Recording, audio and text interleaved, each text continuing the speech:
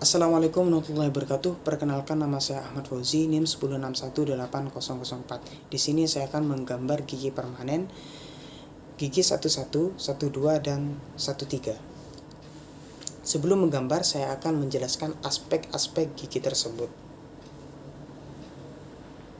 Dimulai dari gigi 11. Gigi 11 ini biasanya erupsi pada usia 7-8 tahun. Pada aspek labial memiliki bentuk seperti skop dan mahkota lebih besar dari gigi 12 dan memiliki satu akar tebal dan apikal membulat. Selanjutnya pada aspek palatal. Aspek palatal di sini terdapat cingulum yang lebih ke distal. Kemudian ada marginal ridge-nya itu yang jelas, dan fossa lebih lebar dan dangkal.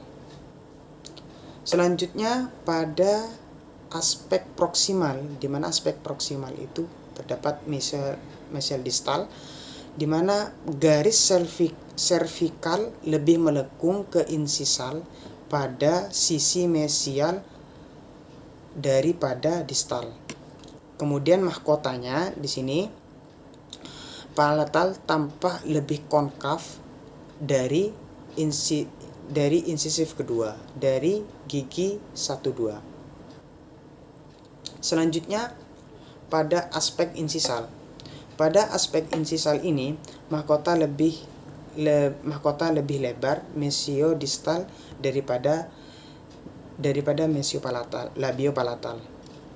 Kemudian outline mahkota lebih berbentuk seperti segitiga. Kemudian cingulumnya lebih ke distal.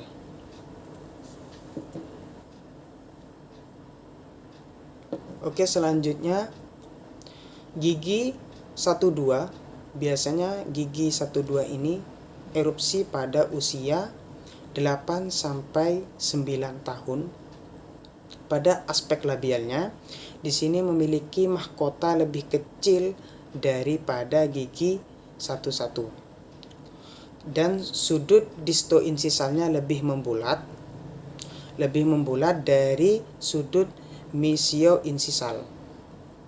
Selanjutnya pada aspek palatalnya. Pada aspek palatal, posisi cingulum itu di tengah, fossanya lebih dalam dan kecil, mengenal ridge-nya, mesial lebih tinggi dan lebih lurus. Selanjutnya pada aspek proksimal. Aspek proksimal di sini mahkota palatal tampak kurang konkav.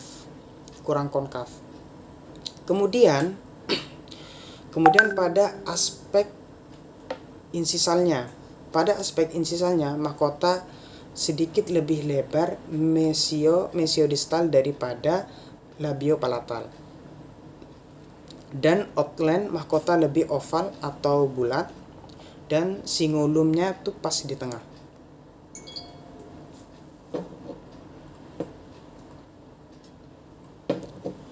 Selanjutnya gigi 13.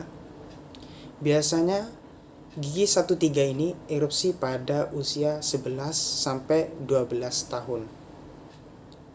Pada aspek labial, mahkota lebih lebar mesiodistal dari caninus bawah, dan sudut capsnya ini lebih tajam dan lebih runcing. Selanjutnya pada aspek palatal, marginal ridge-nya ini ridge lingual dan fossanya itu jelas. Kemudian memiliki dua fossa yang terdiri dari fossa mesial dan distal. Kemudian cingulumnya di tengah jelas dan besar. Pada caninus pada gigi 13 ini, pada aspek proksimalnya di sini, aspek proksimalnya ini cingulumnya lebih jelas, kemudian garis cervicalnya lebih melengkung ke insisal pada mesial daripada distal. Kemudian pada aspek insisalnya, optlen mahkota lebih asimetris, kemudian labiopalatal sedikit lebih lebar dari mesiodistal. Kemudian mahkotanya juga mahkota distalnya tuh lebih sempit, dan insisal HG-nya tuh lebih lurus.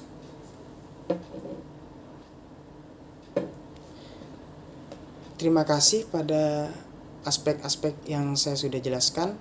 Selanjutnya beri gambar.